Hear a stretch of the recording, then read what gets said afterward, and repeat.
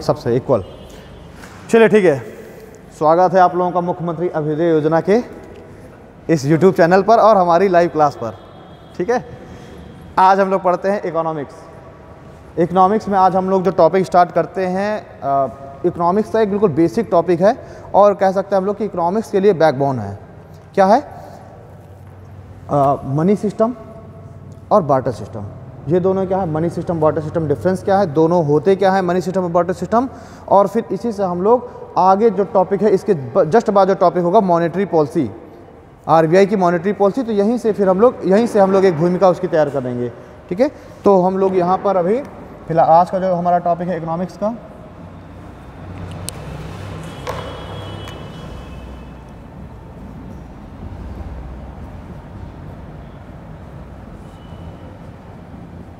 वो है money system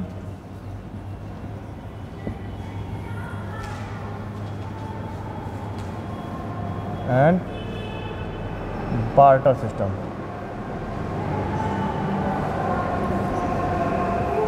पहले तो आप लोग ये बताइए बार्टर सिस्टम होता क्या है, आप लोग क्या समझते हैं बार्टर सिस्टम से?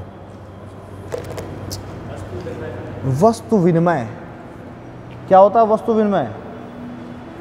नहीं पता? आपको अपने बगल वाली की जैकेट पसंद आ गई, ठीक है, तो आपने बगल वाली से कहा कि जो है अपनी जैकेट मुझे दे दो। उसने कहा तुम मुझे क्या दोगे इसके बदले में? तो तुमने कहा मेरे पास पेन है, पेन ले लो। ठीक, तो अगर उसको तुम्हारे पेन की इच्छा होगी तो तुम लोगों की डील क्या होगी? फाइनल हो गई। वरना होगा कि नहीं मुझे तो पेन नहीं चाहिए और कुछ दो। देखिए इसी एग्जांपल से आपको बार्टर सिस्टम के आपको प्रॉफिट भी समझ में आ जाएंगे और इससे क्या जो है इसके मतलब इसमें अगर हम कहें निगेटिव इसके पॉइंट्स, पॉजिटिव और निगेटिव दोनों चीज़ें आपको इसी समझ में आ जाएंगी। तो एक तो आपने इसको कहा कि मेरा पेन ले लो और जैकेट दे दो। तो अगर आप लोगों की जो दोनों लोग, वो तुम्हारा पेन चाह रही है, तुम जैकेट, तो डील क्या होगी? तुम्हारी डन हो गई। लेकिन अगर उसने कहा कि मैं पेन लेके क्या करूँगी, कुछ और दो, ठीक है, तो आपने फिर कहा ठीक है मेरी सैंडल ले लो। ठीक है, मान लीजिए तब आप दोनों की डील तय हो गई। तो अब आपका जो बार्टर सिस्टम था वस्तु विनिमय, ये तो सक्सेस हो गया। लेकिन देखिए इससे फ़ायदा की अगर हम बात करें, फ़ायदे की बात ये हुई कि आप लोगों को पैसे की ज़रूरत ही नहीं पड़ी। अब वो पैसा चाहे, अब आपको ना इंडियन करेंसी की ज़रूरत है ना फॉरेन करेंसी की ज़रूरत है, कोई ज़रूरत नहीं है पैसे की। आपने क्या किया? एक दूसरे से आपने सामान बदल लिया, तो एक साथ हो गया काम। नुकसान इसका क्या है? बार्टर सिस्टम तभी सक्सेस हो सकता है जब वांट्स कोइंसिडेंस हो। वांट्स कोइंसिडेंस मतलब कि आप दोनों का मतलब, वांट्स मतलब जो इच्छा है, लेने की जो इच्छा है, उन दोनों में कोइंसिडेंस हो। कोइंसिडेंस समझ रहे हैं ना? संयोग। ये तो मात्र एक संयोग ही होगा ना कि आपने उसको पेन का ऑफर दिया और उसको आपका पेन ही पसंद था, उसने आप लोगों का वस्तु विनिमय हो गया बार्टर। तो यहाँ पर प्रॉफिट तो ये है कि आपको मनी की जरूरत नहीं है यहाँ पर, लेकिन इसका नुकसान यहाँ पर क्या होगा कि डुअल वांट्स कोइंसिडेंस हो, मतलब दोनों ही पक्ष का क्या हो? दोहरा संयोग हो, एक दूसरे की इच्छा ले। ये क्या है? ये है वस्तु विनिमय। समझ में आ गया? वस्तु विनिमय क्या है? अपना सामान देकर के दूसरे का सामान ले लेना। क्या हो गया? वस्तु विनिमय। ये भी क्या? ये भी व्यापार का साधन है कि नहीं है? जब हमारे सोसाइटी में, समाज में मनी सिस्टम था ही नहीं, मनी सिस्टम के बारे में कोई जानता नहीं था, मनी क्या होती है इसका कोई कॉन्सेप्ट ही नहीं था, तब भी व्यापार तो होता ही था। अगर हम इंडस वैली सिविलाइजेशन में देखें तो व्यापार तो उस समय भी होता था। मोहनजोदारो सभ्यता वाले हड़प्पा में जाकर के व्यापार करते थे। मेसोपोटामिया के साथ हमारे व्यापारिक संबंध थे। एशिया के यूरोप के साथ संबंध थे। हम यहाँ से क्या भेजते थे? हम यहाँ से भेजते थे मान लीजिए विलासिता की वस्तुएं उस समय भी, या फिर खाद्यान्न वगैरह, वहाँ से आती थी दारू, या वहाँ से जो चीज़ें वो वहाँ पर उगा रहे हैं, वहाँ पर जो चीज़ें वो यहाँ भेज रहे हैं। हम यहाँ से हाथी दांत की चीज़ें भेज रहे हैं, आइवरी प्रोडक्ट। तो क्या हमने एक सामान भेजा, उनने हमारे यहाँ उसके बदले में दूसरा सामान भेज दिया। तो ये सब तो एक जो ट्रेड है, ये तो ट्रेड तो एंशिएंट पीरियड से चल रहा है। लेकिन क्या उस समय पर मनी सिस्टम था? कोई ऐसा कोई साधन था जो सब एक ही बिल्कुल सब लोग उसको वो माने कि अब अगर हम आज प्रेजेंट टाइम पे देखें, प्रेजेंट सिनेरियो में, तो मनी सिस्टम आज हमारी सोसाइटी में है। यानी हमें अगर ट्रेड करना है तो हम किससे करेंगे? मनी सिस्टम के द्वारा। और मनी सिस्टम में सबसे ज़्यादा जो एक्सेप्टेबल मनी है वो कौन सी मानी गई? डॉलर। तो हमने पूरे इंटरनेशनल ट्रेड को ऑर्गेनाइज करने के लिए हमने क्या कर लिया? हमने एक ही मुद्रा पर सारे देश क्या हो गए? सहमत हो गए। और वो मुद्रा क्या हो गई? डॉलर। खैर वो तो बहुत आगे का फ्यूचर वाली बात हो गई, मतलब ठीक है, अभी हमें पीछे चलना है। साथ ही साथ एक मनी सिस्टम के अंदर हमने मेटैलिक मनी को भी शामिल कर लिया। मेटैलिक मनी में हमने किसको शामिल किया? गोल्ड को। टोकन मनी में तो हमने डॉलर को शामिल कर लिया, लेकिन मेटैलिक मनी में हमने किसको शामिल कर लिया? गोल्ड को। अब ध्यान रखिए, गोल्ड क्या है? मेटैलिक मनी है, और डॉलर क्या है? डॉलर एक टोकन मनी है, या करेंसी मनी, या टोकन मनी, या पेपर मनी, इसी को कहते हैं। ठीक है, अब देखिए अभी इन दोनों में हम लोग डिफरेंस भी देखेंगे। बार्टर सिस्टम तो वस्तु विनिमय हो गया, अभी मैं इसको सिस्टमैटिक वे में लिखवा दूंगा।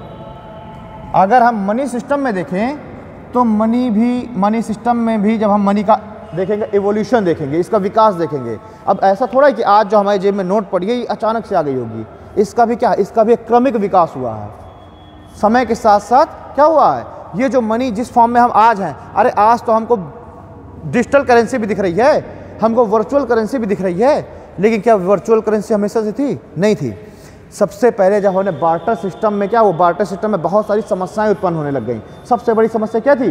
डुअल कोइंसिडेंस, दोहरा संयोग। अब मान के चलिए वस्तु विनिमय चल रहा है ये गेहूं उगा रही है, और इसको गेहूं भाई ये सिर्फ गेहूं उगा रही है, लेकिन इसको मान लीजिए खरीदने हैं कपड़े, तो अब ये मार्केट जाना है इसको कपड़े लेने, तो क्या करेगी? पहले गाड़ी में भरेगी, बैलगाड़ी में गेहूं, उसके बाद लेके जाएगी मार्केट कपड़े वाले के यहाँ। कपड़े वाले से कहेगी कि मेरा गेहूं ले लो, कपड़ा मुझे दे दो। वो कहेगा कि मुझे गेहूं की आवश्यकता नहीं है, लेकिन मुझे आम की आवश्यकता है। ऐसा करो, मुझे अगर तुम आम दे दो तो मैं तुम्हें कपड़े दे दूंगा। ये फिर क्या जाएगी आम वाले के यहाँ, आम वाला कुछ और चीज़, वही चीज़ बोल देगा कि मुझे ये चाहिए, तो ये क्या करेगी? घूमती ही रहेगी। तो बार्टर सिस्टम का सबसे बड़ा जो डिसएडवांटेज है वो क्या हो गया? Dual coincidence. डुअल कोइंसिडेंस जल्दी, ये तो एक संयोग ही है ना कि अचानक से वो कपड़े वाले के यहाँ के उसको गेहूं ही चाहिए था।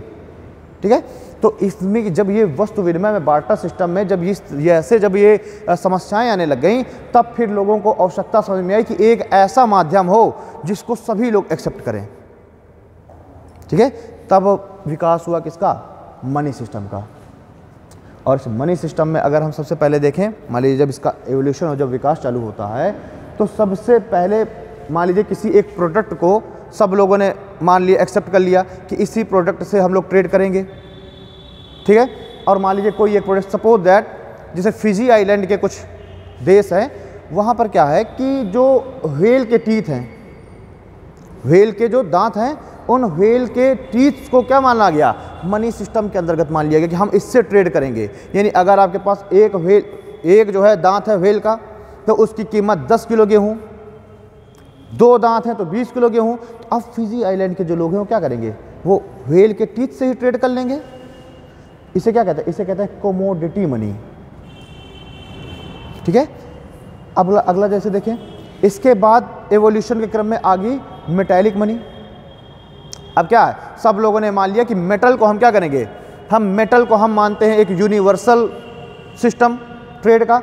अब मेटैलिक मनी आ गई। हम देखें गुप्त साम्राज्य को देखें, कुषाण देखें, इन्होंने क्या किया? इन्होंने गोल्ड कॉइन जारी किए। ठीक, गोल्ड कॉइन क्यों जारी किए? क्योंकि पुराने समय से, भाई भारत में तो गोल्ड नहीं था ना, गोल्ड आया कहाँ से? भाई पुराने समय से जो यूरोपीय देश हैं, इनके साथ हमारा ट्रेड चल रहा था, अफ्रीकन देशों से ट्रेड चल रहा था, हम यहाँ से यूनान वगैरह के देशों से हमारा ट्रेड चल ही रहा था। हम यहाँ से सामान भेजते थे, खाद्यान्न वगैरह, कपड़े, ठीक है, इत्र वगैरह, ये सब चीज़ें, हाथी दांत की वस्तुएं, आभूषण, वो हमें क्या भेजते थे? सोना चांदी। तो हमारे देश में क्या हो? सोना चांदी आ गया। अब जो राजा हैं, जो हमारे देश के जो शासक हुए अपने अपने क्षेत्र के, उन्होंने क्या किया? मेटैलिक मनी का कॉन्सेप्ट लेकर के आ गए। स्वर्ण धातु की मुद्राएं जारी कर दी, चांदी की मुद्राएं जारी कर दी, लेकिन इसके भी कुछ समस्याएं आई। अभी थोड़ा सा मैं केवल एक हल्के से निकल रहा हूँ, फिर उसके बाद डिटेल में हर एक अलग अलग को सबको समझेंगे। इसकी भी समस्याएं लगी, मेटैलिक मनी की भी। मेटैलिक मनी में क्या समस्या आई? मान लीजिए गोल्ड का कॉइन है, अब धीरे से क्या हो गया कि ट्रेड हमारा बंद हो गया। जहाँ से हमारे पास गोल्ड आ रहा था वहाँ से ट्रेड क्या हो गया? बंद हो गया। गोल्ड की आपूर्ति हो गई कम। गोल्ड की जब कमी हो गई तो हम शासकों ने क्या किया?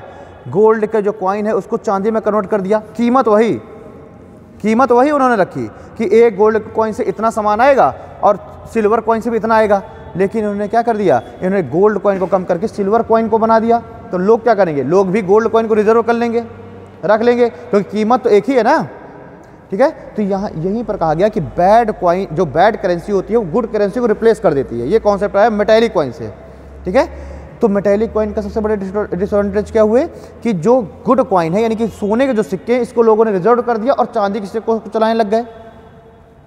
साथ ही साथ लोगों ने यहाँ पर क्या किया, इन सिक्कों को पिघला करके इससे धातुएं अलग करना चालू कर दिया, ठीक है। तो ये मेटैलिक कॉइन की समस्या है, जिससे मेटैलिक कॉइन को बंद करके फिर उसके बाद कहाँ पर हम लोग आ गए, सांकेतिक मुद्राओं में आ गए, टोकन करेंसी वगैरह में आ गए, ठीक। और ऐसे बढ़ते बढ़ते हम देखेंगे फिर bank currency I.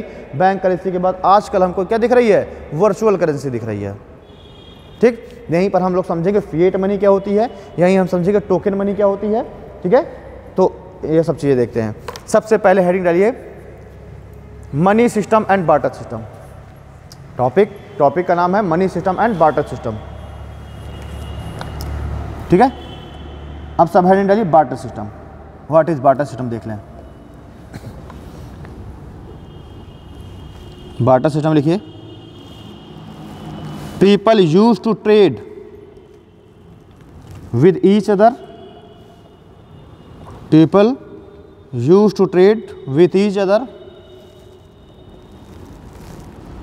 Even before money was invented. मतलब कि जब मनी का इन्वेंशन ही नहीं हुआ था उससे पहले से लोग बार्टर सिस्टम का प्रयोग कर रहे थे व्यापार के लिए, ठीक है।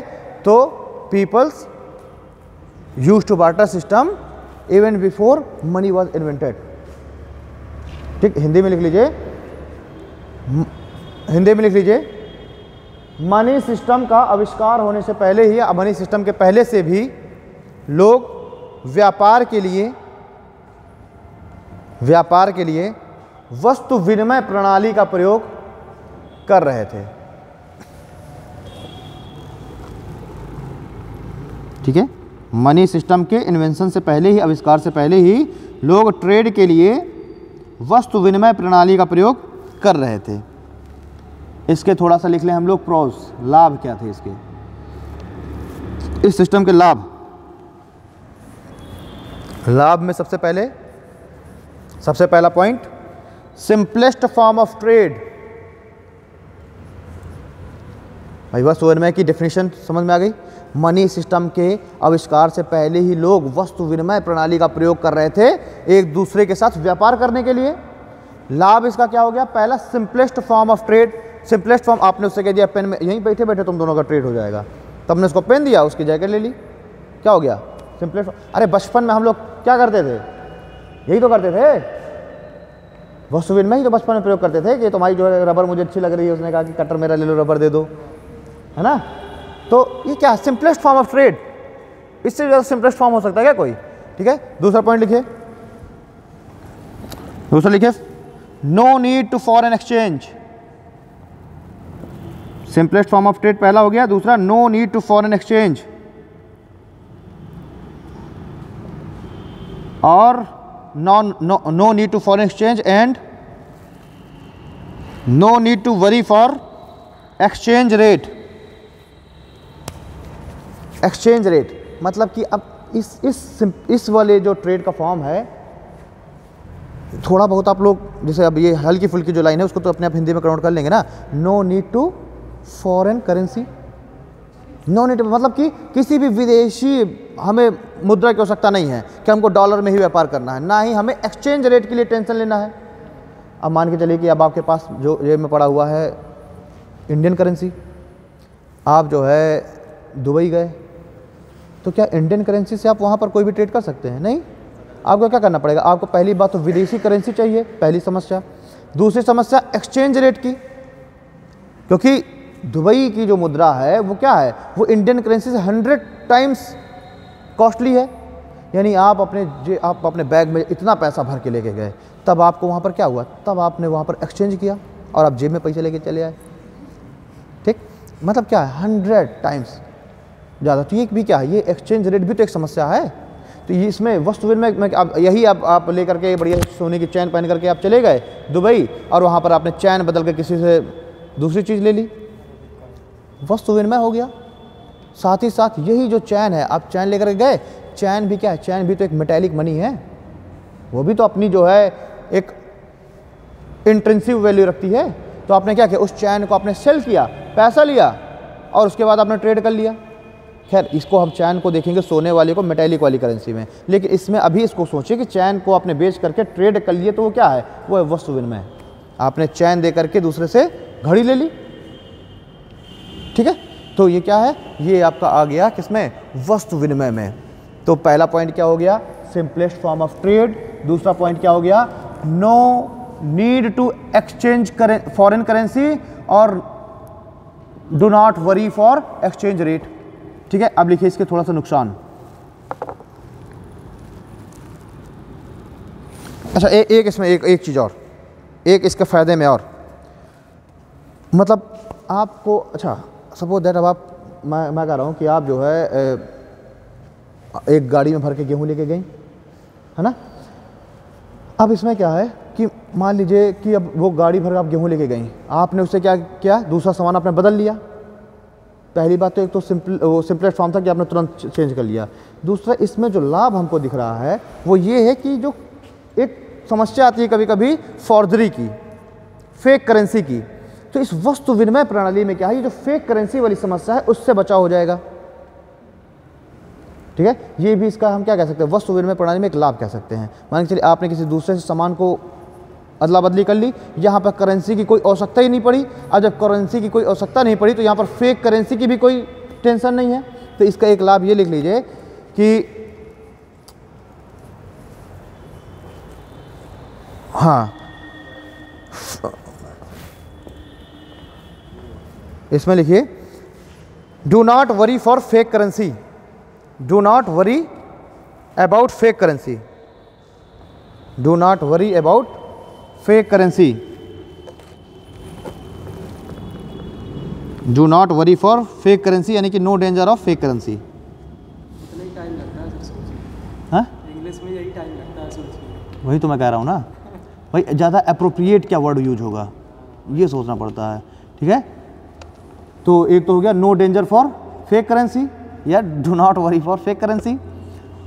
लेकिन अब हिंदी में अगर इसको बोलें तो देखो कितना समय लगेगा कि यहाँ पर किसी भी छद्म मुद्रा के धोखे की कोई संभावना नहीं होती तो समय लग गया ना खैर, तो देखता हूँ मैं दोनों में वैसे बोलता रहता हूँ, बट ये कि हाँ इंग्लिश में थोड़ा समय तो लगता ही है, बात जल्दी हो जाती है, लेकिन हाँ सोचने में समय लगता है। अच्छा ये बताओ कौन कौन यहाँ पर है जो कि इंग्लिश मीडियम बैकग्राउंड से ही है, एकेडमिक्स उसका इंग्लिश मीडियम रहा है, सीबीएसई 1 2 3 4, अब जल्दी उठा ले हो, एक दूसरे को देख देख के उठा रहे हो। आगे सर हिंदी से चलेंगे सर, क्योंकि सर 10 तक तो इंग्लिश से पढ़ा था, 11 12 कॉमर्स हिंदी से पढ़ी। अच्छा तो मतलब पहले इंग्लिश मीडियम था फिर उसके बाद आपने हिंदी मीडियम में कर दिया, तो आप फिर अधकुचरे वाले हैं आप पूरा टोटल आपका। तो ठीक है आपको कोई समस्या होगी नहीं, ठीक है, आपको भी कोई समस्या नहीं है, आपको भी नहीं है। तो आप लोग अच्छा सपने तो हिंदी में देखते होगे कि वो भी इंग्लिश में देखते हो सपने हिंदी में देखते हो ना, ठीक है, आप लोग हिंदी मीडियम वाले हैं। कल भी मैंने एक चीज़ कही थी, किताबें हिंदी मीडियम की ही लो, तुम लोगों को कोई दिक्कत नहीं, तुम लोग ले सकते हो जैसे समझ में आ रहा है। हिंदी मीडियम किताबें हिंदी मीडियम की लो। भाई देखिए बात क्या है कि अगर आपको प्रीलिम्स निकालना है तो आपके कॉन्सेप्ट क्लियर होने चाहिए। तो मेंस तो आप तब लिखेंगे ना जब आप प्रीलिम्स निकालेंगे, कि सीधे आप मेंस लिखना चालू कर देंगे। मेंस तो तब निकालेंगे जब प्रीलिम्स निकालेंगे। प्रीलिम्स निकालने के लिए आपके कॉन्सेप्ट क्लियर होने चाहिए। किताबें लीजिए हिंदी मीडियम, हिंदी माध्यम, अब बढ़िया किताबें सब आ रही हैं, उसको पढ़िए, कॉन्सेप्ट क्लियर करिए। अगर आपको लग रहा है कि हाँ अब हम लिख सकते हैं बढ़िया से, तो आप उसी का इंग्लिश वर्जन ले लीजिए। अब आप चूँकि हिंदी पढ़ करके आप कॉन्सेप्ट क्लियर कर चुके हैं, अब आपको उसका इंग्लिश वर्जन पढ़ने में समय ज़्यादा नहीं लगेगा। वो टॉपिक पहले आपने हिंदी में बढ़िया कॉन्सेप्ट क्लियर है, इंग्लिश पढ़ने में आपको ज़्यादा समय नहीं लगेगा। अब आप क्या दोनों लैंग्वेज, अब आप क्या दोनों लैंग्वेज का आपको थोड़ा बहुत वोकैब वगैरह, देखिए समस्या में आती है वोकैबुलरी में, लिख सब कोई लेता है। और ये मान के चलिए कि रिटन में आपके इतने, जैसे आप आंसर राइटिंग करते हैं ना, इतने ज़्यादा सेंटेंस कोई नहीं देखता। जैसे कि इंग्लिश स्पीकिंग में सेंटेंस का कोई तवज्जो नहीं है कोई तवज्जो।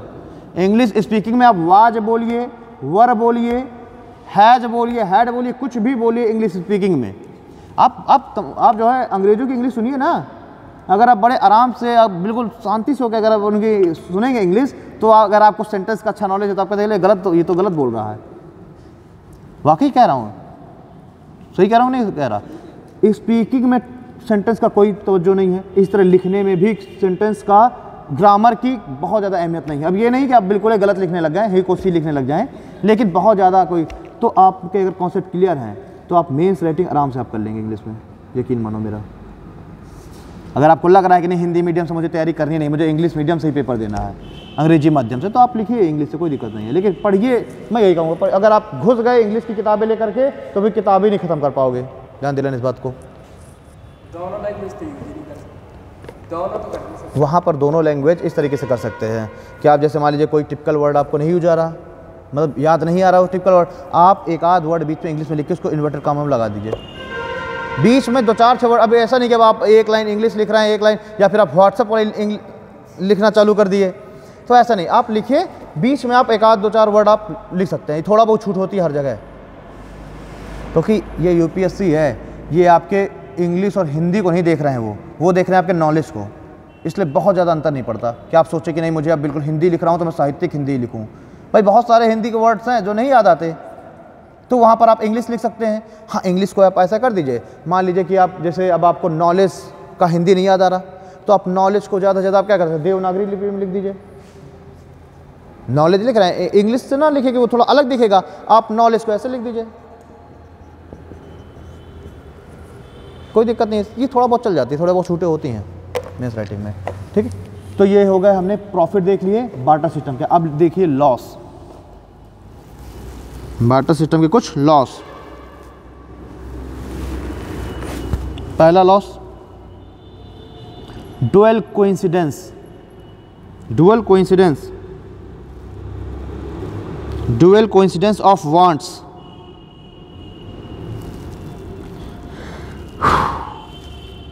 मतलब आवश्यकता का दोहरा संयोग, डुअल कोइंसिडेंस ऑफ वांट्स यानी आवश्यकताओं का दोहरा संयोग, ये इसका लॉस है। अगला loss, search cost oblique cost of transaction increase.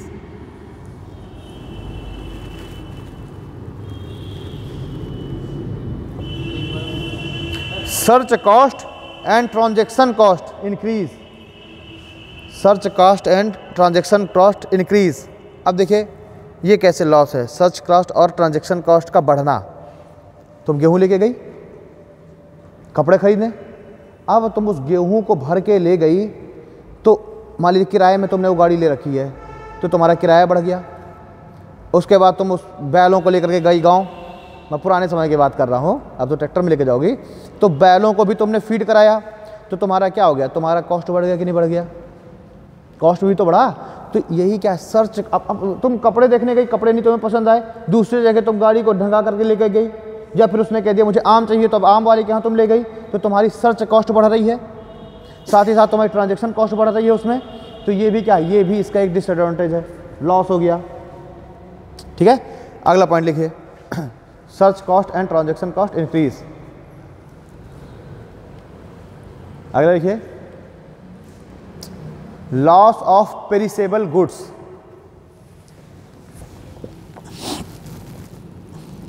Loss of perishable goods and problem of its storage. देखिए जो मतलब जो ये सामान है, खराब होने वाले जो सामान है, तो ये क्या है, इनका भी लॉस होगा। अब ये गेहूं लेके जा रही है, अब पता चले कि रास्ते में पानी बरस गया, तो क्या हो गया, वो समस्या उसकी, लॉस ऑफ पेरिसेबल गुड्स। उसका क्या हो रहा है, उस जो ये आपका जो खराब होने वाला सामान है ये खराब। या फिर पता चले तुम्हारे पास हुए हैं टमाटर, अब तुमको उस टमाटर को बेच करके कोई एक्स सामान खरीदना है, टमाटर बेच के कुछ खरीदना है। अब वो तुम टमाटर लिए मार्केट में टहल रहे हो, जिसके पास से तुमको सामान लेना वो कह रहा है कि नहीं मुझे टमाटर नहीं लेना, तुम मुझे ये लेके आओ। या फिर तुम किसी दूसरे व्यक्ति के पास गए, तो टमाटर तो क्या, टमाटर तो एक ख़राब होने वाली चीज़ है ना, नष्ट हो। तो क्या है, अगर 2-3 दिन आपकी ये सौदा नहीं तय हो पा रहा है, अगर आप ये बार्टर सिस्टम आपका नहीं सक्सेस हो पा रहा है 2-3 दिन में, तो आपके टमाटर क्या होने, खराब होने लगेंगे। तो यही क्या है, loss of perishable goods and problem of its storage. अब आप उस सामान को, अब जो आपका टमाटर है उसको आप स्टोर करके रखिए, स्टोरेज की भी समस्या आ गई। बात समझ आई। तो बार्टर सिस्टम के कितने लॉस हो गए, एक तो आपका ट्रांजैक्शन कॉस्ट बढ़ गया, ठीक है, दूसरा आपका ये आपका स्टोरेज कॉस्ट बढ़ गया, स्टोर करने की समस्या, और पहला पॉइंट क्या बताया था, डुअल कोइंसिडेंस ऑफ वांट्स, सबसे बड़ी समस्या तो ये तीनों क्या हो गए, ये तीनों ही बार्टर सिस्टम की सबसे बड़ी समस्याएं हैं। और इन्हीं समस्याओं को दूर करने के लिए किसको लेकर के आया गया, मनी सिस्टम को। ठीक है, अब थोड़ा सा इन दोनों में डिफरेंस लिखिए, एक तरफ लिखिए मनी सिस्टम और एक तरफ लिखिए बार्टर सिस्टम।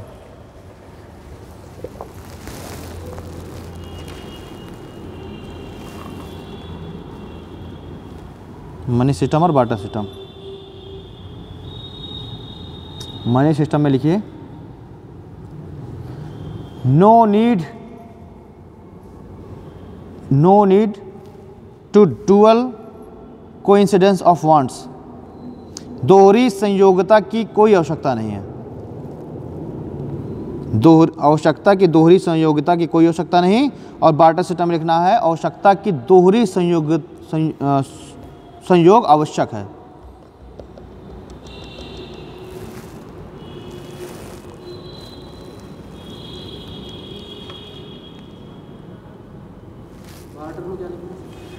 मतलब ये एक आवश्यक तत्व है इसका, dual coincidence of wants. Money system में क्या हो गया, no need to dual coincidence of wants.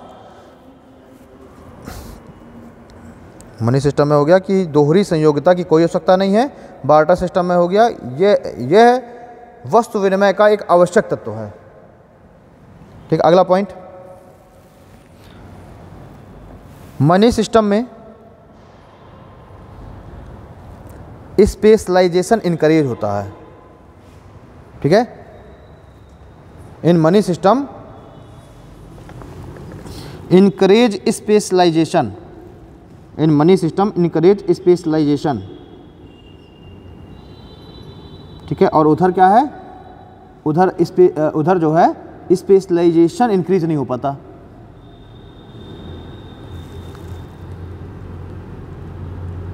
अगला point, division of labour. Money system में लिखना है डिवीजन ऑफ लेबर, यानी श्रम विभाजन को प्रोत्साहन मिलता है मनी सिस्टम में। ठीक है, डिवीजन ऑफ लेबर। और बार्टर सिस्टम की तरफ श्रम विभाजन को प्रोत्साहन नहीं मिलता, लिख दीजिए। ठीक है, इकोनॉमिक्स में यार बड़े हिंदी टर्म जो है वो टिपिकल है। पहले इतने पॉइंट समझ लेते हैं, फिर इसको और आगे कुछ डिफरेंस देखते हैं। मैंने आपको क्या बताया, डिवीजन ऑफ लेबर। क्या है डिवीजन ऑफ लेबर? कोई व्यक्ति मान लीजिए एक ही काम हमेशा कर रहा है। अब वो क्या है, वो गेहूं ही उगाता चला आ रहा है। वो क्या है, गेहूं। बार्टर सिस्टम में क्या है, अब वो समझ रहा है कि गेहूं से ही मेरा ट्रांजैक्शन होना, तो हमेशा क्या करेगा, गेहूं ही उगाएगा। हाँ, इससे क्या है, जो एक तो स्पेशलाइजेशन है वो नहीं आ पा रही है, दूसरी बात डिवीजन ऑफ लेबर नहीं हो पा रहा। एक व्यक्ति एक ही काम में लगा हुआ है, गेहूं ही उगा रही है। या फिर अगर मैं कहूँ कि अगर उस व्यक्ति को चाहिए आज, मतलब सपोज दैट उस व्यक्ति को अब गेहूं की नीड नहीं, उसको चाहिए चना, तो फिर क्या करेगा, चना ही उगाएगा। मतलब एक व्यक्ति केवल एक ही चीज़ में लगा हुआ है। लेकिन मनी सिस्टम में क्या है, मनी सिस्टम में ऐसी कोई भी आवश्यकता है नहीं, ऐसी कोई भी बाध्यता है नहीं। वो व्यक्ति जो चाहेगा वो ले सकता है। ठीक है, जो चाहेगा वो ले सकता है मनी सिस्टम में। तो किसी से गेहूं भी ले सकता है, किसी से चने भी ले सकता है। तो यहाँ पर क्या है, एक तो डिवीजन ऑफ लेबर भी, अलग अलग क्षेत्रों में लेबर का बंटवारा हो रहा है। ठीक है, और दूसरी बात स्पेशलाइजेशन भी हर एक क्षेत्र में आ रहा है। लेकिन मनी सिस्टम में क्या होता है, सॉरी बार्टर सिस्टम में जो लेबर है उसका डिवीजन नहीं होता। लेबर एक ही जगह पर लगी हुई है, अपनी आवश्यकता की ही केवल वस्तु उगा रही है लेबर। ठीक है, तो ठीक है, तीन यहाँ पर हम लोगों ने इनके डिफरेंस देख लिए। स्पेशलाइजेशन देख लिया, डिवीजन ऑफ लेबर को देख लिया, और एक पॉइंट और कौन सा देखा था, अच्छा ठीक है, हाँ वो डुअल कोइंसिडेंस की आवश्यकता है और नहीं है। अगला इसमें पॉइंट लिखिए, मनी सिस्टम व्यापार का सुरक्षित साधन है। मनी सिस्टम व्यापार का सुरक्षित साधन है, जबकि बार्टर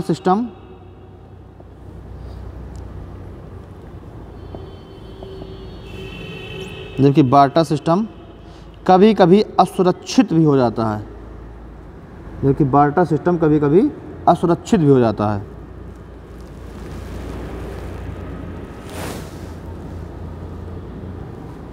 हाँ, अब अगला पॉइंट लिखिए,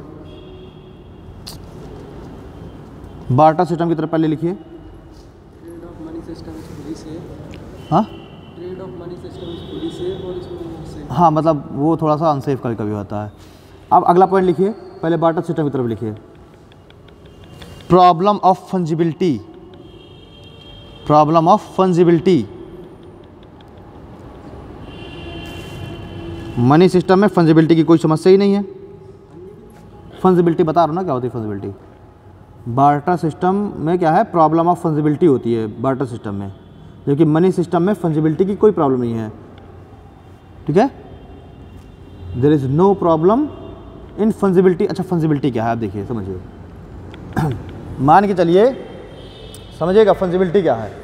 आपके पास 2000 की नोट है। अब 2000 की नोट क्या होगी, फंजिबल है, फंजिबल करेंसी है। क्यों? आपको सपोज दैट एक शर्ट आप लेने गए, आप उस शॉपकीपर को चाहे आप 2000 की एक नोट दे दीजिए, तभी वो आपको शर्ट दे देगा। चाहे वो क्या है, उस 2000 की नोट को तोड़वा करके 500 की 4 नोटें दे दीजिए, चाहे 100 की 20 नोटें दे दीजिए। मतलब कि जब करेंसी क्या हो, छोटे भागों में बढ़ जाए, तो क्या कहलाएगा, वो कहलाएगी फंजिबिलिटी उसकी, मनी की। ठीक है, तो जो हमारी जो ये करेंसी है, जो पेपर करेंसी, वो क्या है, फंजिबल है कि नहीं है। आप चाहे 2000 की नोट दीजिए, चाहे आप 10-10 रुपए की आप 200 नोटें दे दीजिए, तब भी आपको सामान वही मिलेगा। लेकिन बार्टर सिस्टम में क्या है, फंजिबिलिटी का अभाव है। अब इसका पेन पसंद आया, लेकिन इसकी पेन की कीमत उसको लग रही कि मेरी पेन की कीमत है ज़्यादा और इसकी जैकेट की कीमत है कम, तो अब क्या, या तो वो पूरा का पूरा अपना महंगा पेन उसको दे दे, या तो फिर तोड़ के देगी तो उसकी कोई कीमत नहीं रह जाएगी। जैसे कि एक डायमंड है, अब आपको पसंद आया एक रेस का घोड़ा, रेस के घोड़े की कीमत है 5 करोड़। आपके पास है डायमंड, मान के चलिए 100 कैरेट का, तो उस 100 कैरेट के डायमंड की कीमत मान लीजिए इक्वल कर दी गई 5 करोड़ के। 100 कैरेट के डायमंड की कीमत क्या है, 5 करोड़ है। तो आप क्या है, आप उस पूरे के पूरे आपको डायमंड को देना पड़ेगा। लेकिन क्या ये डायमंड फंजिबल है? आप कहते हैं बिल्कुल सर, उसको तोड़ के हम एक एक कैरेट के हम 100 डायमंड दे दें। तो भैया डायमंड जितना बड़ा होता है उसकी कीमत उतनी होती है। अगर आपने डायमंड को, कैरेट उसका वजन होता है, अगर आपने डायमंड को छोटे छोटे टुकड़े में कर दिया ना, तो उसकी अब कोई कीमत नहीं रह गई, ये बहुत कीमत बहुत कम हो गई। तो क्या है, बार्टर सिस्टम में फंजिबिलिटी का अभाव है। फंजिबिलिटी क्या है, एक समस्या है। आप या तो आप पूरा सामान दीजिए, आधे से काम नहीं चलेगा। जबकि मनी सिस्टम में क्या है, मनी सिस्टम में फंजिबिलिटी होती है। ठीक है, जैसे कि मेटेलिक मनी में अगर हम देखें तो मेटेलिक मनी भी फंजिबल है। जैसे पेपर मनी फंजिबल है, वैसे मेटेलिक मनी फंजिबल है। जैसे गोल्ड है, अब मान लीजिए कहा गया कि इस किसी एक प्रोडक्ट की कीमत है suppose that 200 gram of gold, तो आप चाहे आप 200 ग्राम का एक बिस्किट उसको दे दीजिए, चाहे आप उसको मेल्ट करके और 20-20 ग्राम के आप 10 कर दीजिए, तो भी उसकी कीमत क्या है, वही है। ठीक है, तो मेटेलिक मनी में जो गोल्ड है, सिल्वर है, इनमें फंजिबिलिटी का गुण है। लेकिन जैसे कुछ बार्टर सिस्टम में कुछ चीज़ें हैं, जैसे कि आपकी स्टोन्स वगैरह हो गए, या फिर कोई दूसरे प्रोडक्ट, अन्य अगर दूसरे प्रोडक्टों से हम बार्टर सिस्टम कर रहे हैं, मान लीजिए फ्रूट से कर रहे हैं, ठीक, तो वहाँ पर फंजिबिलिटी का गुण नहीं आएगा। तो ये क्या है, फंजिबिलिटी हो गई। ठीक है, तो उधर पर हो गई बार्टर सिस्टम में। लेकिन कर देते हैं मार्केट वाले, जैसे तरबूज लेने जाओ तो आधा किलो में आधे किलो का काट के। तो आप मनी सिस्टम से उसको खरीद रहे हैं ना भाई, यहाँ पर तो मनी सिस्टम आ गया ना। मनी सिस्टम में यही तो फायदा है कि आपको जितना चाहिए उतनी चीज़ मिल जाएगी, और यहीं पर आप उसको तरबूज वाले के पास आप कुछ और लेके जाइए। सपोज दैट आप लेके गए, एक आप सेब लेके गए, तो अब या तो आप उसको आधा सेब दो आधे तरबूज के लिए, या तो फिर आप उस आधे तरबूज की कीमत ही आप सोचे कि एक सेब है। ये क्या है, यहाँ पर भी तो कोइंसिडेंस ही होना चाहिए। अब ऐसा कोइंसिडेंस ही हो जाए कि उस आधे तरबूज की कीमत ही इक्वल है बिल्कुल आपके सेब के, तो ठीक है। लेकिन अगर आप ये समझ रहे हैं कि यार सेब जो है महंगा है, 50 रुपये का एक सेब है और इसका आधा तरबूज 20 रुपये का है, तो फिर क्या आप दे देंगे क्या पूरा? यहाँ पर तो फिर लॉस आएगा ना। तो यहाँ पर फंजिबिलिटी का क्या होता है, अभाव होता है। अगला पॉइंट लिखिए, अगला इसी में स्टार बना के लिख लीजिए जरा।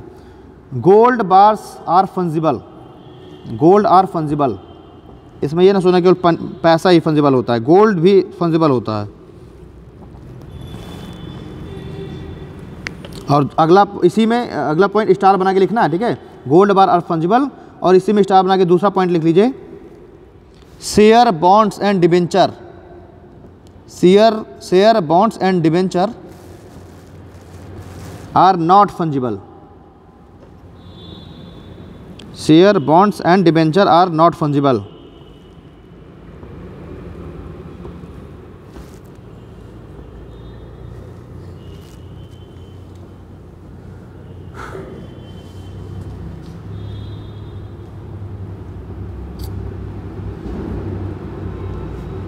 ठीक है, तो यहाँ पर बार्टर सिस्टम के हमने कुछ लाभ देख लिए, कुछ नुकसान देख लिए।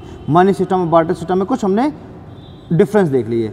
अब हेडिंग डालिए मनी सिस्टम।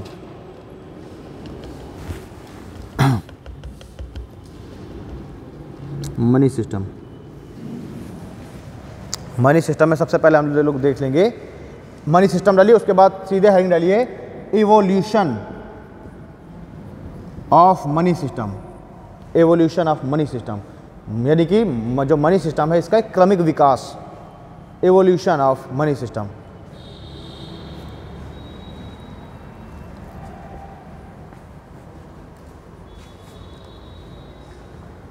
देखिए, सबसे पहले तो सोसाइटी में बार्टर सिस्टम था, पर बार्टर सिस्टम में इतनी समस्याएं हुई कि फिर लोगों को ये आवश्यकता महसूस हुई कि कोई ना कोई एक हम ऐसा आधार बना लें जिससे हम क्या है ये बार्टर सिस्टम की समस्या दूर हो जाए, उसी के द्वारा हम ट्रेड कर लें। ठीक है, उसको एक मानक बना लें। तो अब जब ये चीज़ें आई तो सबसे पहले चालू हुई कमोडिटी मनी। कमोडिटी मनी सबसे पहले जो मनी सिस्टम में किसका शुरुआत हुई, कमोडिटी मनी की। मतलब कि किसी एक वस्तु को मानक मान लिया गया। सपोज दैट मानक आपने मान लिया वो कौड़ियों को, चलिए देखिए कौड़ियाँ आपने मानक मान लिया। एक कौड़ी की कीमत कितनी है, suppose that 1 kg of wheat है। 2 कौड़ियों की कीमत 2 किलो चना है। 3 कौड़ियों की कीमत 3 किलो अरहर है। तो अब जो भी वो एक कौड़ी लेकर के जाएगा उसको 1 किलो गेहूँ मिल जाएगा। ये क्या है, ये पूरा सब लोगों ने उसको एक एक्सेप्ट कर लिया है सब। लेकिन यहाँ पर क्या है, सब लोगों को रेडी होना पड़ेगा भाई। से थोड़ा कि आधे लोग जो है एक कौड़ी की कीमत 1 किलो गेहूँ मान रहे हैं और आधे लोग कुछ और। मतलब उस पूरे क्षेत्र में भाई सपोज पूरा का पूरा इतना एरिया है, एक्स एरिया है, तो इस एक्स एरिया के सभी लोग इस बात को एग्री करते हो कि हम 1 कौड़ी की कीमत 1 किलो गेहूँ ही मानेंगे। तो इससे क्या होगा, इस कमोडिटी के द्वारा, इस वस्तु के द्वारा भी तो ट्रेड हो गया ना, इसको हमने मानक मान लिया। तो ये भी एक तरीके क्या है, ये भी तो एक तरीके फॉर्म ऑफ करेंसी है भाई। जो ये नोट है आपकी जेब में, ये सिर्फ क्या है, एक पेपर का टुकड़ा ही तो है। ये सिर्फ एक क्या पेपर, वैल्यू किस चीज़ की है, वैल्यू है उस पर हुए सिग्नेचर की। सिग्नेचर उस पर ना हो तो उसकी कोई वैल्यू है क्या, नहीं। तो इसी तरीके से यहाँ के जो लोग हैं इन्होंने मान लिया कि 1 कौड़ी की कीमत इतनी है, 2 की इतनी है, 3 की इतनी है। तो अब जिसके पास जितनी ज़्यादा कौड़ी होगी वो उतना पैसे वाला हो गया। मान लीजिए चल रही है कमोडिटी मनी, चल रही है, कौड़ियों से बढ़िया व्यापार हो रहा है। लेकिन अचानक से एक दिन सुनामी आ गई, बाढ़ आ गई और अचानक से तट में बहुत सारी कौड़ियाँ आ गई। भाई वो क्या है, वो सीप ही तो है, कौड़ी क्या सीप ही तो है वो। अचानक से जो है बाढ़ आई और तट पे जो है कौड़ी ही कौड़ी। अब एक व्यक्ति जिसके पास ढेर सारी कौड़ी थी वो पैसा वाला अपने आप को मान रहा था, जिसके पास नहीं थी वो गरीब था समाज में। और अचानक से बाढ़ आ गई तो किनारे में मान लीजिए गरीब लोग रह रहे हैं, वो क्या करेंगे, वो तो कौड़ियाँ उनको तो मिल ना गई, कौड़ियाँ पा ना गए। अब वो क्या है, अब वो उनके बल्ले बल्ले। तो यहाँ पर क्या ट्रेड, इस तरह में ट्रेड संभव है। फिर यहाँ पर तो सीधे इन्फ्लेशन वाली कंडीशन आ गई ना। यहाँ पर क्या आ गई, यहाँ पर तो इन्फ्लेशन की कंडीशन आ गई, मुद्रास्फीति, वो तो मुद्रास्फीति तो है। अचानक से पैसा आ गया मार्केट में, अचानक से कौड़ियाँ आ गई। अब जो है जिसके पास मान के चलिए 1000 कौड़ी थी और वो पैसे वाला था, और एक के पास नहीं थी, उसके पास अचानक से कौड़ियाँ आ गई। अब क्या होगा, यहाँ पर तो तुरंत जो इक्विलिब्रियम, जो बैलेंस वाली कंडीशन थी वो तुरंत जो है डिस्टर्ब ना हो गई। ठीक है, चलिए तो एक तो समस्या ये आ गई कमोडिटी मनी की। कमोडिटी मनी आप लोग समझ गए, किसी भी वस्तु को मानक मान लेना और उससे व्यापार करना। जैसे कि कौड़ियाँ हो गई, व्हेल का टीथ हो गया। फिजी द्वीप समूहों के देशों में क्या था, व्हेल के टीथ। अफ्रीका के देशों में कमोडिटी मनी मानी जा रही थी। जैसे वहाँ पर थोड़ा बहुत माइनिंग, अच्छा वहाँ पर अफ्रीका में गोल्ड तो बहुत है ही, गोल्ड की माइंस। अब मान लीजिए सोने के टुकड़े मिल गए, लोगों को पड़े हुए सोने के टुकड़े मिल गए, तो उन्होंने कीमत रख ली कि इतना छोटा जो गोल्ड का टुकड़ा होगा उसकी कीमत ये होगी, इतना बड़ा गोल्ड का टुकड़ा होगा उसकी कीमत ये होगी। ठीक है, यानी कि उन्होंने गोल्ड के साइज के हिसाब से क्या कर लिया, गोल्ड के साइज के हिसाब से उन्होंने वस्तुओं का निर्धारण कर लिया। वो भी क्या हो जाएगा, ये मेटेलिक मनी में नहीं आएगा, ये कमोडिटी मनी में आएगा, क्योंकि उस गोल्ड का कोई साइज और उसका कोई क्वालिटी निर्धारित नहीं है। मेटेलिक मनी में तो गोल्ड वो आएगा ना जो जिसको शुद्ध कर दिया गया होगा, पिघला करके उससे अशुद्धियाँ निकाल दी गई होंगी। भाई जो माइन से जो गोल्ड मिलेगा वो तो इम्प्योरिटी के साथ होगा ना, है। तो मान लीजिए अफ्रीका के देशों में कमोडिटी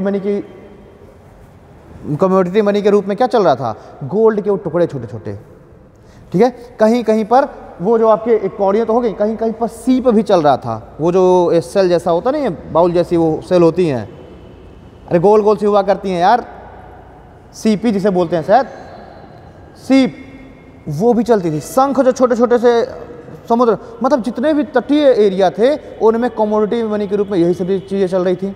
लेकिन इसके क्या है, इसके जो है इसके दुष्प्रभाव भी हो जाते थे, कभी कभी ये फील्ड भी हो जाती थी कमोडिटी मनी, ठीक है। तो आप लोग कमोडिटी मनी आई थिंक समझ गए होंगे क्या है और क्यों ये फेल हो गई। अब ये धीरे धीरे क्या हुआ, इस कमोडिटी मनी से थोड़ा सा हम आगे बढ़ गए मेटेलिक मनी की तरफ। कमोडिटी मनी फेल हो गई तो हम आगे कहाँ बढ़ गए, मेटेलिक मनी। देखिए गोल्ड के जो टुकड़े हैं उन टुकड़ों का यूज पहले से ही हो रहा था, कमोडिटी मनी से ही हो रहा था, लेकिन अब इन्हीं गोल्ड के टुकड़ों को पिघला करके शुद्ध करके क्या कर दिया गया, एक जो है एक उसका एक साइज़ दे दिया गया बिस्किट के फॉर्म में, किसी भी फॉर्म में, और उस पर एक जो है क्या कर दी गई, एक सील लगा दी गई वहाँ की जो भी ऑथराइज्ड जो अथॉरिटी है उसके द्वारा। अब क्या हो गया, अब ये सब के द्वारा एक्सेप्टेबल हो गया गोल्ड, प्योर गोल्ड, ठीक है। तो मेटालिक मनी में आपका क्या किया जाएगा, जैसे कि गोल्ड, प्लैटिनम हो गया, आपका सिल्वर हो गया, ये सब क्या है, ये सब मेटालिक मनी में आ जाएंगे। यानी अब मेटालिक मनी से क्या हो रहा है, मेटालिक मनी से भी देखिए ट्रेड आसान हो जाएगा। आपके पास 10 ग्राम गोल्ड है, आपको कोई सामान खरीदना है, पता चला कि उसकी कीमत है 1 ग्राम, तो आप क्या कर सकते हैं, इसी गोल्ड से आप 1 ग्राम उसको काट के दे सकते हैं आराम से। तो गोल्ड, ये जो मेटालिक मनी है ये फंजिबल होती है, मैंने पहले बता दिया मेटालिक मनी क्या है, फंजिबल है, इनमें फंजिबिलिटी होती है, ठीक है। चलिए खैर, मेटालिक मनी, अब मेटालिक मनी से भी जब थोड़ा सा विकास होगा, मेटालिक मनी के भी जब हम आगे बढ़ेंगे तो हम कहाँ आ जाएंगे, हम आ जाएंगे पेपर मनी में, हम आ जाएंगे पेपर मनी। इसी पेपर मनी को बोलते हैं हम टोकन मनी, जो आजकल हम लोग चला रहे हैं। ये क्या है, ये टोकन मनी तो है, वो क्या है, टोकन मनी है। देखिए मैंने बताया इंटरनेशनल जो एक्सेप्टेंस है 2 ही चीज़ों का है, एक तो डॉलर और दूसरा गोल्ड। तो अब आरबीआई ऐसा थोड़ा है कि उसको जितना हमारे उतनी नोटें छाप लें, वो नोट किस बेस पे छापेगी, नोट छापेगी गोल्ड रिजर्व के बेस पे। आरबीआई के पास जितना गोल्ड का रिजर्व है उसी बेस पर वो नोटें छापेगी। दूसरा, आरबीआई के पास जितना डॉलर का रिजर्व है उसी के बेस पर वो इंडियन करेंसी छापेगी, ठीक है। मतलब कि देखिए आपके नोट में साफ साफ लिखा होता है, मैं धारक को इतने रुपए अदा करने का वचन देता हूँ। रुपए वो नहीं है जो आपके जेब में नोट पड़ी है, वो तो सिर्फ क्या है, वो तो सिर्फ एक टोकन करेंसी है, सिर्फ एक पेपर करेंसी है। उसका मतलब है कि आपकी इस कागज़ की वैल्यू कितना है, 1000 रुपये के गोल्ड के इक्वल है।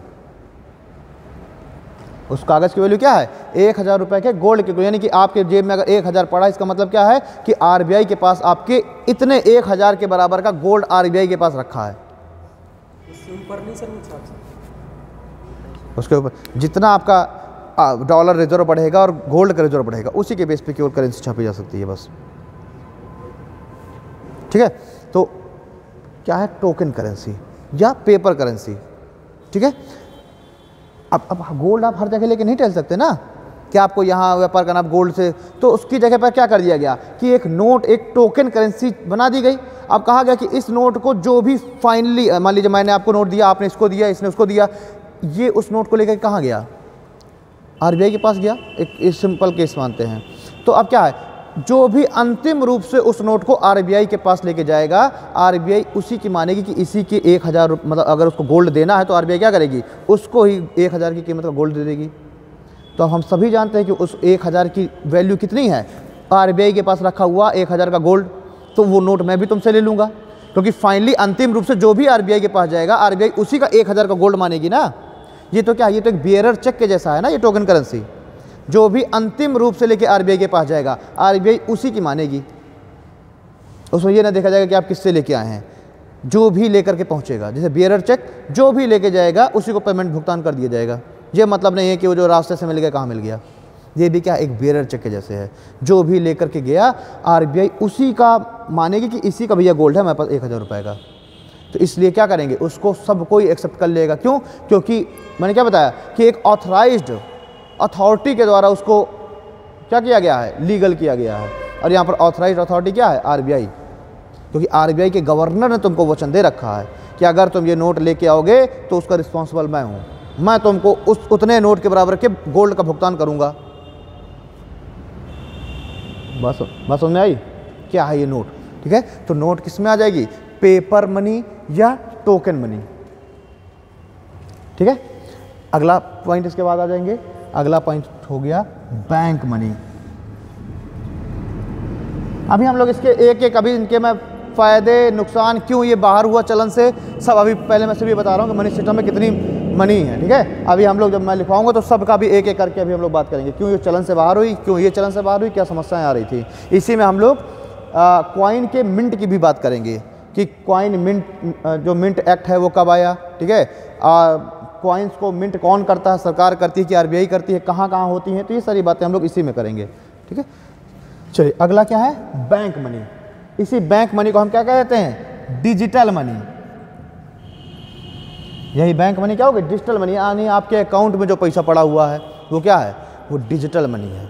आप इससे भी तो आप ट्रांजैक्शन करते हैं, नहीं करते ट्रेड, आप इससे भी जो आपके वैलेट में जो पैसा पड़ा हुआ है, जो वॉल्ट है आपका एप्लीकेशन, उसमें जो पैसा पड़ा हुआ, बैंक अकाउंट में आपके जो पैसा है, एटीएम में जो पैसा है, वो क्या है, डिजिटल करेंसी, डिजिटल मनी। आप इससे भी ट्रेड करेंगे, ये भी क्या हो गया, ये भी ट्रेड का साधन हो गया, इसको हम क्या कह देंगे, डिजिटल मनी। अगली जो फ्यूचर करेंसी जिसे हम कह सकते हैं, या जो अब आजकल हमको दिख रही है, वो क्या है, वो है वर्चुअल करेंसी। वर्चुअल करेंसी, इसी को हम क्या कहते हैं, बिटकॉइन वगैरह जो जितने आ रहे हैं, वर्चुअल करेंसी या ये सब बिटकॉइन वगैरह, हाँ वही क्रिप्टो करेंसी, वही तो वर्चुअल करेंसी है। ठीक है, आभासी करेंसी जिसे कहते हैं, क्रिप्टो। क्रिप्टो और बिटकॉइन आ गया, आता ही है, हमेशा आता है, हमेशा आता है कि जो है बिटकॉइन माइनिंग क्या है, पूछ लिया जाएगा तो अब बिटकॉइन की कोई खदाने थोड़ा है कि आपने गए और फड़ुआ लेके आप खोदना चालू कर दिए। बिटकॉइन माइनिंग, बिटकॉइन माइनिंग को बोलते हैं, वो एक पूरा एप्लीकेशन, पूरी एल्गोरिदम जो कंप्यूटर, मतलब उसका पूरा सॉफ्टवेयर रन कराना, एक सॉफ्टवेयर, एक तरीके से पूरा सॉफ्टवेयर है वो डिकोड करना, वो है बिटकॉइन माइनिंग। तो ये इसके भी बड़े डिसएडवांटेज है, लिखवाऊंगा कि क्या है इसके डिसएडवांटेज। हाँ, तो इसको जो है, इसको लीगल कहाँ किया है ना, अब इसको बैन किया ना, इसको लीगल किया गया। अभी केवल नॉर्थ अमेरिका का ही एक देश है, अल सल्वाडोर ने ही अभी तक इसको लीगल किया है, बस अभी तक किसी भी देश ने इसको लीगल नहीं किया। अरे देखिए ना, एलन मस्क अपने आप में वो ऑथराइज अथॉरिटी, एलन मस्क ने केवल एक ही ट्वीट किया था, Dogecoin going to moon. मतलब डोजी कॉइन क्या है, रुपया में उसने बैठा के, उसको रॉकेट में बैठा के डोजी कॉइन को इसे ऊपर की ओर, केवल एक उसने क्या किया था, ट्वीट किया था, Dogecoin goes to moon. और लोगों ने क्या तुरंत समझा कि अब ये क्या कर रहा है, ये डोजी कॉइन को प्रमोट करेगा, बना बन लोगों ने डोजी कॉइन खरीदना चालू कर दिया, डोजी कॉइन की रातों रात कीमत बढ़ गई। फिर उसके बाद एलन मस्क ने तुरंत एक बार क्या स्टेटमेंट दिया कि आज से मेरी जो टेस्ला की कारें हैं वो बिटकॉइन से भी खरीदी जा सकती हैं, आप बिटकॉइन में भी पेमेंट कर सकते हैं। क्या भैया, इसको जो है वो मिल गया ना। अभी तक तो बिटकॉइन ऐसे ही चल रहा था, कोई भी उसके लिए रिस्पॉन्सिबिलिटी नहीं ले रहा था। यहाँ पर क्या कह दिया एलन मस्क ने कि आप बिटकॉइन से भी कारें खरीद सकते हैं। तो अब लोगों ने तुरंत क्या, बिटकॉइन खरीदना चालू कर दिया। बिटकॉइन के शेयर क्या है, तुरंत बढ़ गए, कीमतें बढ़ गई बिटकॉइन की। और फिर उसके बाद अचानक से उसने एक दिन स्टेटमेंट दे दिया कि बिटकॉइन से टेस्ला की कारें नहीं खरीदी जा सकती। थाम हो गया। भैया एक बात बताइए, जब बिटकॉइन तुम परचून की दुकान में जाओ और तुम्हारे पास पड़ा है एक बिटकॉइन, उस बिटकॉइन की कीमत है मान के चलिए 14 लाख रुपए एक बिटकॉइन की कीमत, आप उस किराने वाले को कह दो कि तुम मुझको एक ब्रेड का पैकेट दे दो, ये ले लो एक बिटकॉइन, लेगा? वो नहीं लेगा, उसको पता ही नहीं बिटकॉइन क्या है। लेकिन अगर सरकार ये चीज़ कभी बोल दे, मोदी जी एक दिन अचानक से आ जाए, कहते हैं भाइयों और बहनों कल से आप बिटकॉइन से भी आप पेमेंट कर सकते हैं, आप बताओ कौन ना बिटकॉइन लेगा? सबको बिटकॉइन लेगा, क्योंकि पता है कि अब ऑथराइज्ड अथॉरिटी कौन, सरकार बोल दी, उसको लीगल कर दी, तो वो क्या हो जाएगा, लीगल टेंडर हो जाएगा। लीगल टेंडर में क्या अंतर है? यही तो है। अभी बिटकॉइन को अभी मोदी जी नहीं बोले हैं कि इसको हम एक्सेप्ट करेंगे, तो वो क्या, वो लीगल टेंडर नहीं है। 1000 की नोट लीगल टेंडर है कि नहीं? मोदी जी का 8 बजे का भाषण सुनिएगा 2017 वाला, वो बोले थे भाइयों और बहनों आज रात 8 बजे के बाद 1000 और 500 की पुरानी नोटें लीगल टेंडर नहीं रह जाएंगी। ये उन्होंने बोला कि चलन से बाहर हो जाएंगी, देख लेना उनका स्टेटमेंट क्या बोला था, लीगल टेंडर नहीं रह जाएंगी। यानी अब इसकी कोई वैल्यू नहीं है, क्योंकि सरकार ने कह दिया कि अब हम इसको एक्सेप्ट नहीं करेंगे 1000 की नोट को। अब तुम लेके चले जाओ 1000 की नोट, नहीं लेगा कोई, क्यों? अब उसकी क्या है, वो भाई 1000 की नोट तो वही है ना, जैसे 1000 की नोट में आपको बड़ी सामान मिलता था, साइन भी वही उर्जित पटेल के, लेकिन सरकार ने कह दिया कि अब ये लीगल टेंडर नहीं। अब चले जाइए परचून की दुकान, 100 रुपये का सामान आपको कोई देगा, बात समझ आई? और वही सरकार आके कह दे। ऐसे सरकार केवल क्या करे, एक ठो ऐसे जो है किसी भी मेटल का एक ठो सिक्का किसी भी साइज का हो, ऐसे ऐसे साइज का सिक्का हो, ऐसे ऐसे इस तरह का सिक्का बनवा दे। अब बोल दे गवर्नमेंट या आरबीआई के गवर्नर कि इसको लेकर के जो भी आएगा उसको हम 1 लाख रुपए उसकी कीमत होगी। अब क्या उसकी कीमत होगी 1 लाख। यहाँ पर इसके रंग रूप मेटल की कीमत नहीं है, मटेरियल की कीमत है ऑथराइज्ड अथॉरिटी की। तुम्हारी टोपी की कीमत मोदी जी कहते हैं कि 1 करोड़ रुपए होगी, तो अब क्या है 1 करोड़ में तुम्हारी भाई, क्योंकि अब ऑथराइज्ड अथॉरिटी ने कह दिया ना, तो आप ये टोपी क्या बन जाएगी, लीगल टेंडर बन जाएगी। ठीक है, चलिए। तो वर्चुअल करेंसी या बिटकॉइन या क्रिप्टो करेंसी, तो ये अभी तक क्या है, अभी तक ये लीगल टेंडर घोषित नहीं की गई।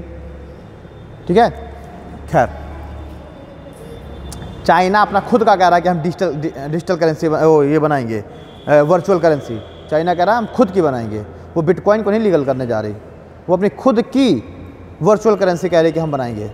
तो इंडियन गवर्नमेंट ने तो कहा है कि हम भी कुछ ऐसा कुछ करने जा रहे हैं, हम अपनी खुद की वर्चुअल करेंसी बनाने जा रहे हैं, उसको वो लीगल टेंडर घोषित कर देंगे कि ये जो है इसको हम एक्सेप्ट करेंगे। तो इंडियन गवर्नमेंट की जो होगी वर्चुअल करेंसी वो जो है सबके द्वारा एक्सेप्ट होगी, सब लोग उससे ट्रेड करेंगे। आप लोग जो है फीस वगैरह का भी पेमेंट उसी से कर देंगे, वर्चुअल करेंसी से, हर चीज़। ठीक है, खैर तो पहला पॉइंट डालिए कमोडिटी मनी।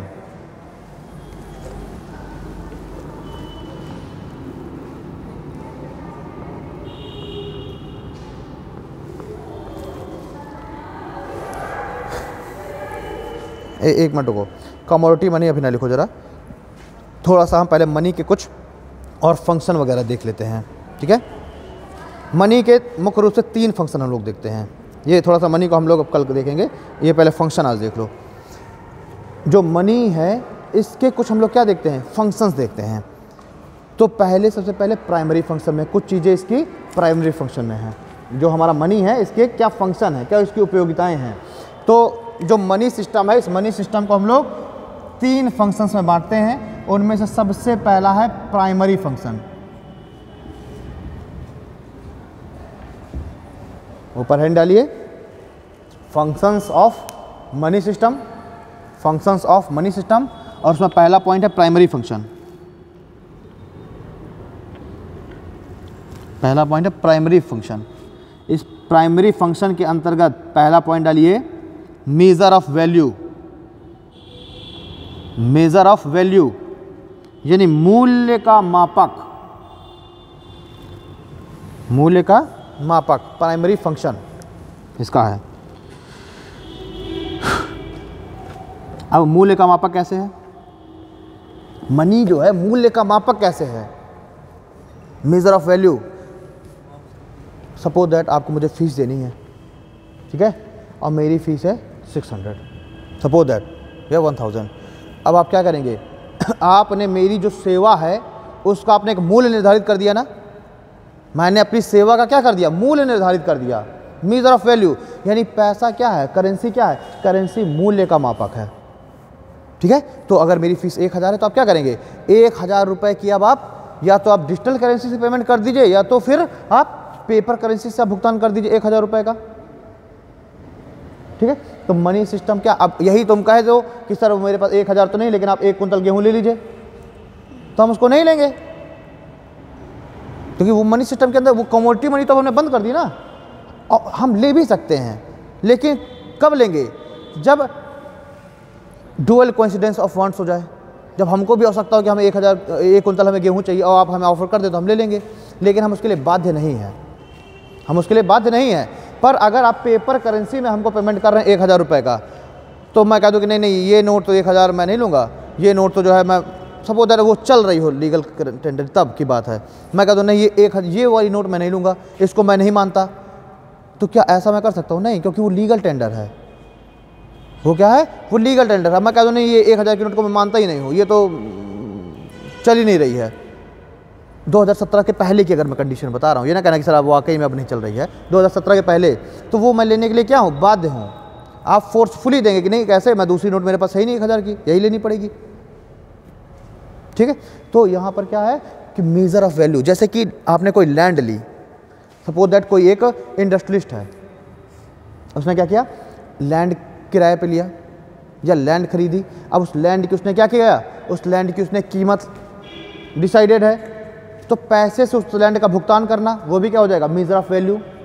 ठीक है, सपोज दैट आप 1 लीटर आप तेल लेने गए, तो 1 लीटर की तेल की भी कुछ कीमत होगी, वो भी क्या हो गया? उसका मेजर ऑफ वैल्यू। आप जो है लेबर एक लेकर के आए घर में काम कराने के लिए, आपने उस लेबर को क्या दिया? वेजेस दिया, वो भी किस में दिया? पैसे में दिया, वो भी क्या हो गया? Measure of value. समझ आई? तो इसका प्राइमरी फंक्शन क्या है? रुपए का। हेलो, हाँ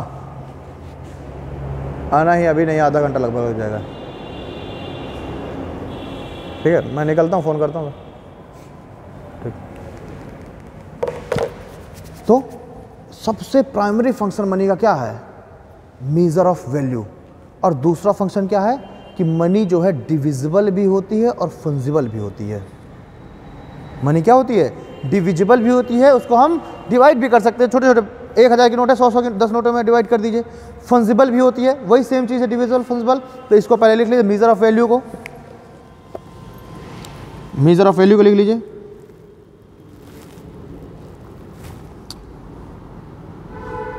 मनी सिस्टम के द्वारा हम किसी भी वस्तु का या सेवाओं का, हम किसी भी वस्तु एवं सेवाओं के मूल्य का निर्धारण कर सकते हैं। इसकी हिंदी है मूल्य का मापक, मेजर ऑफ वैल्यू। वस्तु एवं सेवाओं के मूल्य का निर्धारण कर सकते हैं।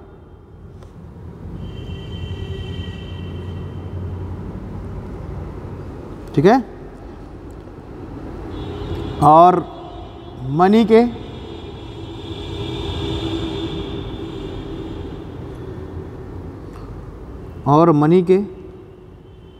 इसी फीचर के कारण,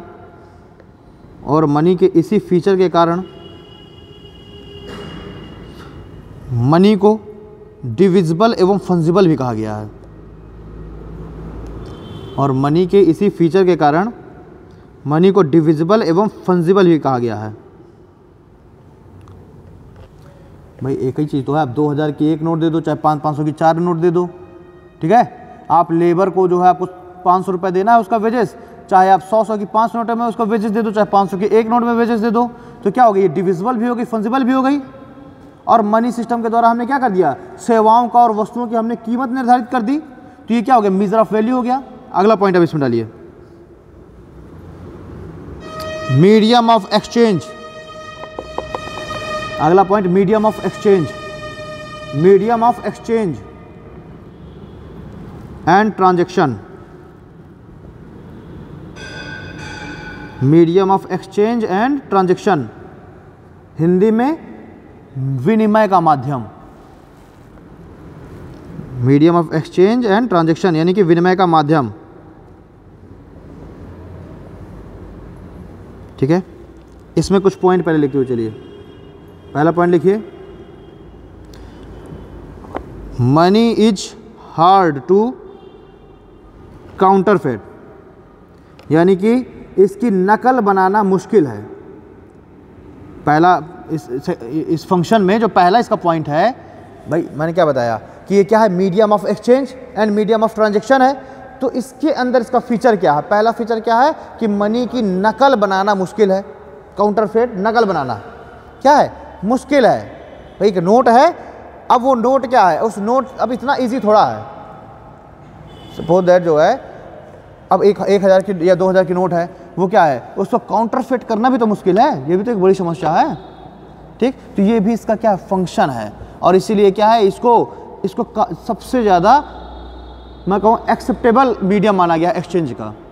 एक्सचेंज और ट्रांजैक्शन का क्या है, ये सबसे ज़्यादा एक्सेप्टेबल मीडियम है। सब लोग इसको क्या कर रहे हैं, एक्सेप्ट कर रहे हैं। क्यों एक्सेप्ट कर रहे हैं, क्योंकि सबको भरोसा है कि इसकी नकल बनाना क्या है, मुश्किल है। ठीक है, अगला पॉइंट लिखिए। पहला तो हो गया इसकी नकल बनाना मुश्किल है। दूसरा पॉइंट लिखिए,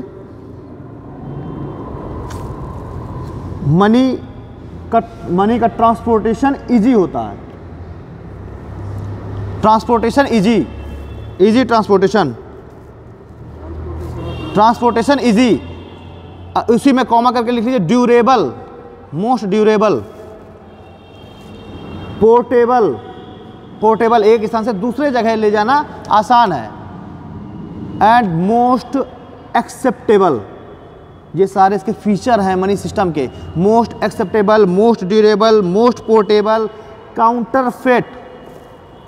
ठीक है, चलिए, यानी कि हम क्या कर सकते हैं, मनी से कुछ भी खरीद सकते हैं और कुछ भी क्या कर सकते हैं, बेच सकते हैं मनी से।